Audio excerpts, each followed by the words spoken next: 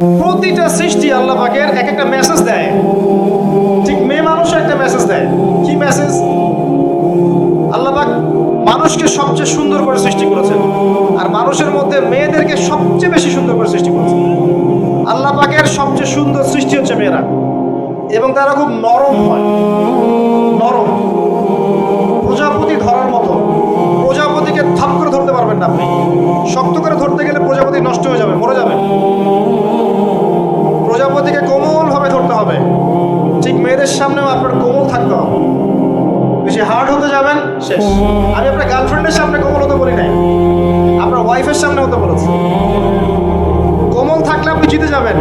দেখবেন দুনিয়ার চিল্লা ফাল্লা করছে আপনার বাসায়, আপনি চুপচাপ আছেন পাহাড়ের মতো, কোমল আছেন। 5 মিনিট পর দেখবেন নিজেই ঠান্ডা হয়ে এসে বলছে, আচ্ছা সরি, ভুল হয়ে গেছে। আর যদি আপনি চিল্লা ফাল্লার কাউন্টার দিতে যান, তাহলে দেখবেন সুটকেস গোছানো শেষ, বাবার বাড়ি চলে গেছে।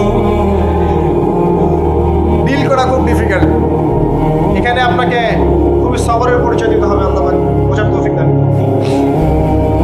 আর আমরা মা বোনদেরকে রিকোয়েস্ট করব, 4টা মূলনীতি মেনে কাপড় চোপড় পরবেন। আপনার কাপড়টা এমন হবে না যে কাপড়টা পরলেও অঙ্গ প্রত্যঙ্গ দেখা যায়, বোঝা যায়, এমন হবে না। কাপড়টা এমন হবে না এত টাইট ফিটিং যে আপনার অঙ্গের উঁচু নিচু অবয়ব বোঝা যায়, এমন হবে না।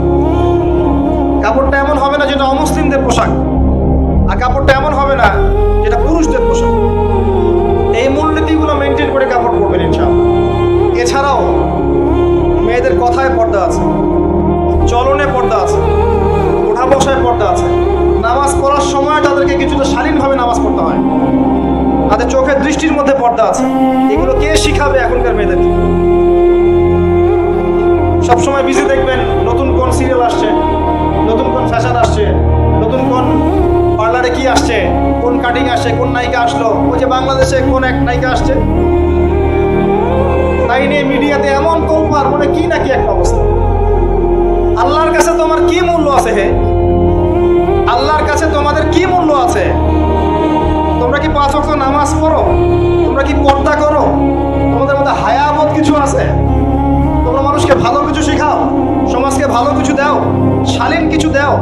আল্লাহর কাছে তোমাদের কি মূল্য আছে? নবী সাল্লাল্লাহু আলাইহি ওয়াসাল্লাম তো জাহান্নাম দেখে সেই কথাটাই বলেছেন, আমি জাহান্নাম দেখে আসলাম, সেখানে বেশিরভাগ অধিবাসী হচ্ছে মেয়ে, নারী। কি কারণ?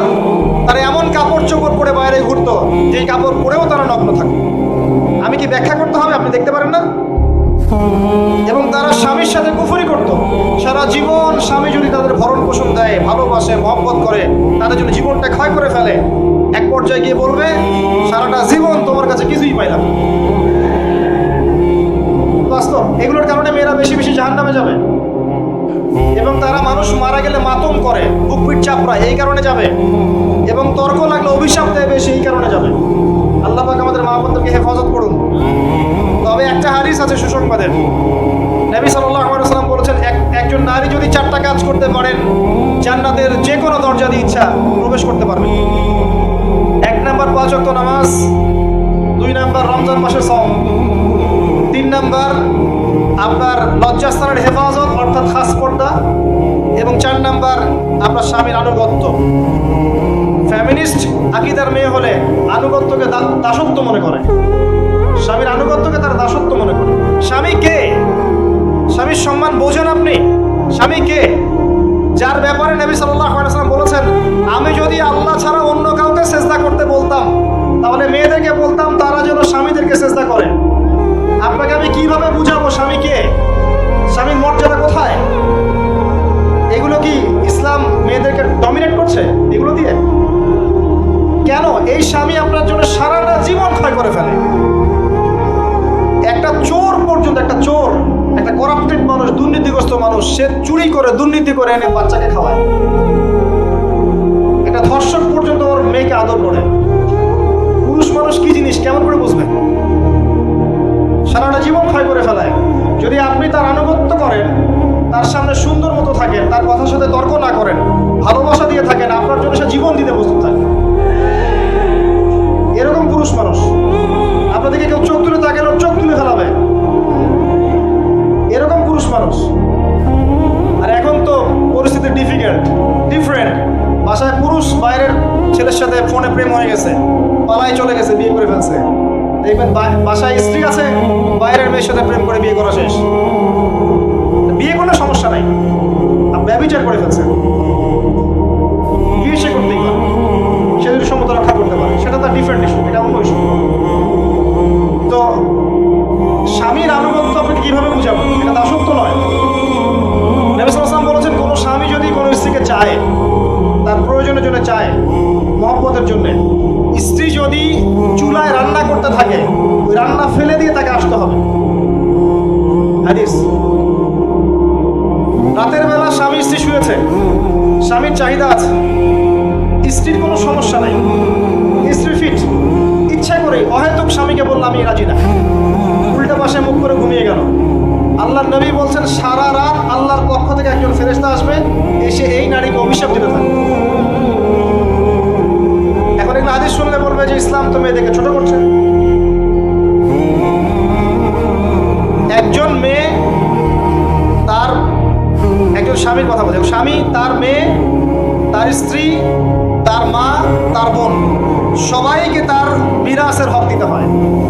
একজন মেয়ে তার বাবার সম্পত্তি পায়, কোনো কোনো ক্ষেত্রে তার ভাইয়ের সম্পত্তি পায়, তার স্বামীটা তো পাই, তার ছেলেরটাও, নানি হলেও সম্পত্তির হক আছে। একটা মেয়েকে চতুর্দিক থেকে সিকিউর করা হয়েছে ইসলামে। তারপরেও কিছু ফ্যামিলিস্টের কারণে এরা বলবে যে মেয়েদেরকে ইসলাম ছোট করছে। হ্যাঁ, মেয়েদেরকে ইসলাম কেন ছোট করছে? কারণ পর্দা করে যে বাইরে বেরোতে বলছে, ঠ্যাং ঠ্যাং করে নগ্ন হয়ে বেরোতে নিষেধ করছে, এই কারণে। যদি বলে যে হ্যাঁ ইসলাম আপনাদেরকে ফ্রি মিক্সিং এর স্বাধীনতা দিচ্ছে, আপনারা সবাই ফ্রি মিক্সিং করেন, গেঞ্জি পরেন, টি শার্ট পরেন, স্যান্ডো গেঞ্জি পরে বাইরে ঘুরে বেড়ান, টাইট ফিটিং প্যান্ট পরে বাইরে ঘুরে বেড়ান, সব জায়গায় আপনারা ফ্রি মিক্সিং করেন, পর্ন দেখেন, জেনা করেন, মদ খান, ইসলাম খুব ভালো। তখন তোমাদের জন্য তো ইসলাম নয়, তোমরা জাহান্নামে যাও, আল্লাহর কি আসে যায়? ইসলাম তোমাদের জন্য নয়, তোমরা জাহান্নামে গিয়ে মরো, ইসলামের কিছু যায় আসে না। আল্লাহর ওয়াস্তে পারিবারিক আদর্শের দিকে ফোকাস করেন প্রিয় ভাই। নিজে জাহান্নামের আগুন থেকে বাঁচান, পরিবার বর্গকে বাঁচান, পরিবার বর্গকে বাঁচান। পরিবার আরেকটা পার্ট হচ্ছে আপনার পিতামাতা। পিতামাতার সাথে খারাপ আচরণ করতে যায় না আল্লাহর ওয়াস্তে। সেই ব্যক্তির জন্য ধ্বংস যার পিতামাতা বেঁচে আছে, তাদের হক আদায় করে সে জান্নাতে যেতে পারবে, তার জন্য ধ্বংস। আরেকটা অংশ আছে আপনার সন্তান সন্ততি। বাচ্চা কাচ্চার প্যারেন্টিংটা খুব সুন্দর করে করেন। যখন আপনি স্ত্রীর সাথে মিলন করতে গিয়েছেন, তখন দোয়া পড়েন, আল্লাহুম্মা বিসমিল্লাহি আল্লাহুম্মা জান্নিবনি শাইতান ওয়া জান্নিবি শাইতান মা রাযাকতানা। আমার মনে হয় এখনকার জেনারেশন যেগুলো আছে ফাসিক, মাদক সেবন করে, পর্নোগ্রাফিতে আসক্ত, ইয়াবাখো, স্মাগলিং করছে, চুরি করছে, হাবিজাবি, ধর্ষণ করছে, আমার মনে হয় না তাদের পিতামাতা তাদেরকে জন্ম দেওয়ার সময় দোয়াগুলো করেছিল। কারণ পিতামাতা এই দোয়া করলে ওই সন্তানকে শয়তান স্পর্শ করতে পারে। সন্তান হবে, সন্তান ছেলে হোক মেয়ে হোক, আপনার এটা নিয়ে মন খারাপ করার কিছু নাই। একজন কন্যা সন্তানকে লালন পালন করে সৎপাত্রে পাত্রস্থ করলে এই মেয়ে পরকালে আপনার জন্য জাহান্নামের আগুন থেকে ঢাল হয়ে যাবে। যার কাছে দুইজন মেয়ে আছে, দুইটা মেয়েকে সে ভালো করে মানুষ করেছে, নবী সাল্লাল্লাহু আলাইহি ওয়াসাল্লাম বলছেন সে জান্নাতে আমার সাথে এমন করে থাকবে, এইভাবে। কেউ যদি বিধবার দায়িত্ব নেয়, সেও নবী সাল্লাল্লাহু আলাইহি ওয়াসাল্লামের সাথে এইভাবে থাকবে। এতিমের দায়িত্ব নেয়, এইভাবে থাকবে। ফ্যান্টাসিতে ভুগছেন, একটা এতিম মেয়েকে বিয়ে করেন, একটা অসহায় তালাকপ্রাপ্ত মেয়েকে বিয়ে করেন, একটা বিধবা মেয়ে যার স্বামী মারা গেছে, কেউ নাই দেখার, তাকে বিয়ে করেন, তারপরে বোঝা যাবে আপনার মধ্যে কত দিন আছে। আর বর্তমান সভ্যতা আমাদের কি সমাধান দিবে?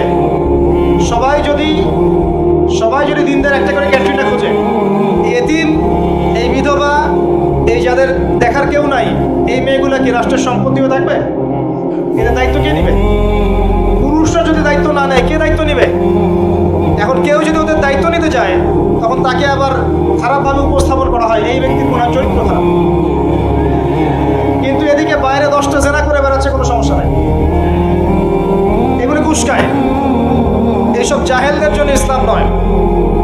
ইসলামের প্রতিটা বেসিক ফান্ডামেন্টাল মানবতার কল্যাণের জন্যই এগুলোকে ফরজ করা হয়নি, আপনি না ফলো, আপনার সামর্থ্য থাকলে আপনি করতে পারেন, না করলে কোনো সমস্যা নেই। কেউ যদি করে যে ইসলাম পরিপূর্ণরূপে পালন করার চেষ্টা করছে, তাকে ক্রিটিসাইজ করছেন কেন? কি সমস্যা? আরেকটা পার্ট হচ্ছে সন্তান সন্ততি। বাচ্চা কাচ্চাকে ছোটবেলা থেকেই মানুষ করতে হবে এমনভাবে যাতে করে বড় হয়ে এরা এই উম্মার খালিদ এবং ওমর হতে পারে।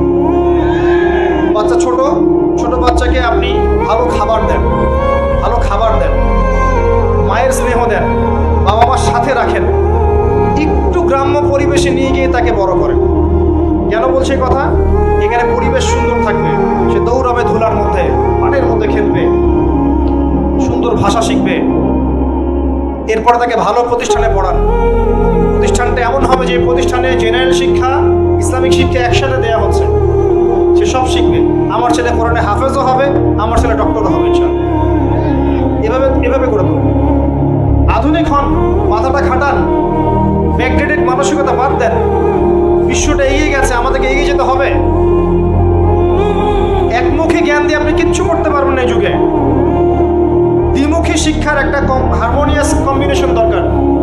আমাকে কোরআন জানতে হবে, সায়েন্সও জানতে হবে, তাহলে আমি সায়েন্স দিয়ে কোরআনকে ব্যাখ্যা করতে পারবো না, কোরআন দিয়েও সায়েন্সকে ব্যাখ্যা করতে পারবো না। জানতে হবে আমাদেরকে।